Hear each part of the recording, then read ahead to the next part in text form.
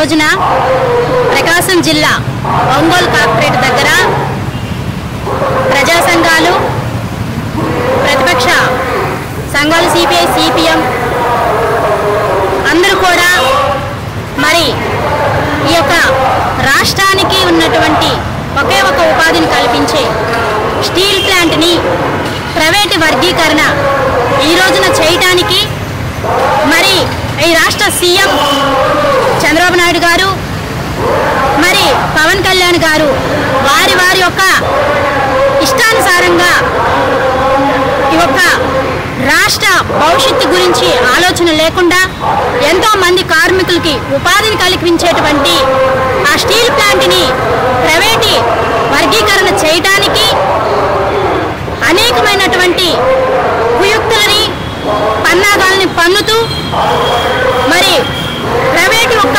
ఆస్తుల్ని ప్రైవేటు వశీకరణ చేయడానికి ముందుకు వస్తున్నారు అంటే మరి దీన్ని ఏమనాలి?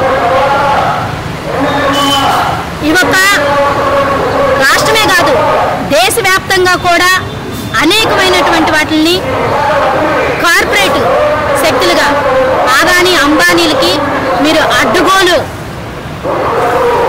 వ్యాపారంగా వ్యవహరిస్తూ రాష్ట్ర దేశాల భవిష్యత్తుల్ని దారి మళ్లిస్తూ కేవలం కార్పొరేట్ యొక్క శక్తులకు మాత్రమే ప్రధానిగా ఈ రోజున మీరు వ్యవహరిస్తున్నారు. ఈ రోజున నరేంద్ర మోడీ గారికి కానీ, అలాగే ఈ రాష్ట్ర సీఎం చంద్రబాబు నాయుడు గారికి కానీ కాంగ్రెస్ పార్టీ తరపు నుంచి ఈ యొక్క ప్రజా సంఘ ఉద్యమకారులందరి నుంచి కూడా నేను తెలియజేస్తుంది ఏంటంటే, వైజాగ్ స్టీల్ ప్లాంట్ని ప్రైవేటు వర్గీకరణ చేయటం ఆపాలి. ఎందుకంటే గత ప్రభుత్వంలో కూడా మరి ప్రైవేటు వర్గీకరణ చేస్తామని చెప్పి ఎన్నో విధాలుగా మీరు చేసినప్పుడు అనేకమైనటువంటి ఉద్యమాలని, ధర్నాలని, నిరసన కార్యక్రమాలని కాంగ్రెస్ పార్టీ తరపు నుంచి మేము కూడా పెద్ద ఎత్తున చేశాం. అలాగే అన్ని ప్రజా సంఘ ఉద్యమకారులందరికీ కూడా మేము మద్దతుదారులుగా నిలబడ్డాం. మీరు ఇలాగే చేస్తే మళ్ళీ రిపీట్ అవిద్దని చెప్పి ఇప్పుడున్నటువంటి సీఎం చంద్రబాబు నాయుడు గారికి హెచ్చరికలు జారీ చేస్తున్నాం. అంతేకాదు, ఈ రోజున ఈ రాష్ట్రంలో లడ్డు వివాదం, తిరుమల లడ్డు వివాదం అనేటువంటిది మీరు తీసుకొచ్చి పెట్టారు. ఎన్ని సంవత్సరాల నుంచి లేని లడ్డు ఈరోజు తిరుమల లడ్డులో కలిసిందని చెప్పి ప్రజల్ని, ఆంధ్రప్రదేశ్ ప్రజలని, ప్రజాసంఘ నాయకులని, ప్రతిపక్షంలో ఉన్న నాయకులు ఒక మైండ్ని కేవలం డైవర్ట్ చేసి మీరు స్టీల్ ప్లాంట్ని ప్రైవేటు వర్గీకరణ చేయడానికి మాత్రమే మీరు ఇది ప్లాన్గా చేశారనేటువంటిది ఈ రోజున కళ్ళకు కట్టినట్టుగా కనిపిస్తుంది. అది కూడా అయిపోయింది. ఈ రోజున తిరుమల దేవస్థానం లడ్డులో కూడా ఎలాంటి కల్తీ లేవు, ఏం లేదని సుప్రీంకోర్టు నుంచి కూడా ఈ రోజున తీర్పులు రావడం కూడా జరుగుతుంది. ఇంకా ఏముందని ఈ ఆంధ్రప్రదేశంలో మీరు స్టీల్ ప్లాంట్ని ప్రైవేటు వర్గీకరణ చేయడానికి, ఇంకా రహస్య ఒప్పందాలకి మీరు కుదుర్చుకుని ముందుకు వెళ్ళడానికి ఇంకా ఏ ఎత్తులు వేస్తారో మాకు తెలియదు. ఆంధ్రప్రదేశ్ రాష్ట్రానికి ముఖ్య సంపద అయినటువంటి స్టీల్ ప్లాంట్ని చీకటి ఒప్పందాలు చేస్తూ ప్రైవేటు ఒక శక్తులకి మీరు కట్టబెట్టాలని చెప్పి చేస్తున్నటువంటి ఈ రాష్ట్ర సీఎం గారు ఏం చేయదలుచుకున్నారో మాకు తెలియదు. మేము మీకు సవాల్ విసురుతున్నాం. ఇది కంటిన్యూ అయితే ఖచ్చితంగా పెద్ద ఎత్తున ఉద్యమాలను చేపడతామని చెప్పి హెచ్చరిస్తున్నాం కాంగ్రెస్ పార్టీ తరపు నుంచి. అలాగే ఈ రోజున మీరు సూపర్ 6 అని చెప్పి ఇచ్చినటువంటి ఆ సూపర్ 6 పథకాలు ఏమైనాయి?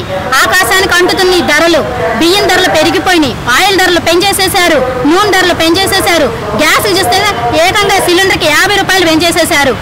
సామాన్యమైనటువంటి మానవులకి నడ్డి విడిచే విధంగా ఈ రోజున కరెంటు బిల్లుల ధరలు కూడా పెంచేశారు. ఇదేనా మీ పరిపాలన? అంటే ఏం చేయబోతున్నారు రానున్నటువంటి రోజుల్లో?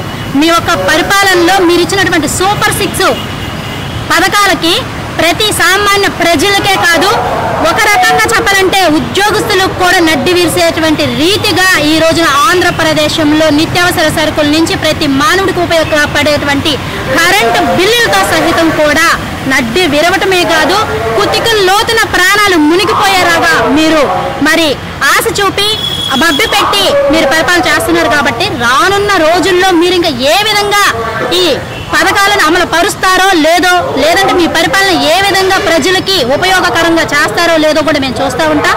ఒకవేళ మీరు సరైనటువంటి పరిపాలన చేయకపోతే ఖచ్చితంగా కాంగ్రెస్ పార్టీ తరపు నుంచి మేమందరం కూడా పెద్ద ఎత్తున మీ మీద వ్యతిరేకత తీసుకురావడానికి సిద్ధంగా ఉన్నామని చెప్పి ఈ రోజున ఈ రాష్ట్ర సీఎం అయినటువంటి మరి చంద్రబాబు నాయుడు గారికి, అదేవిధంగా పూటకొక మాట రకానికి ఒక వేషధారణ వేస్తున్నటువంటి పవన్ కళ్యాణ్ గారికి కూడా సవాల్ విసురుతూ మేము తెలియజేస్తున్నాం.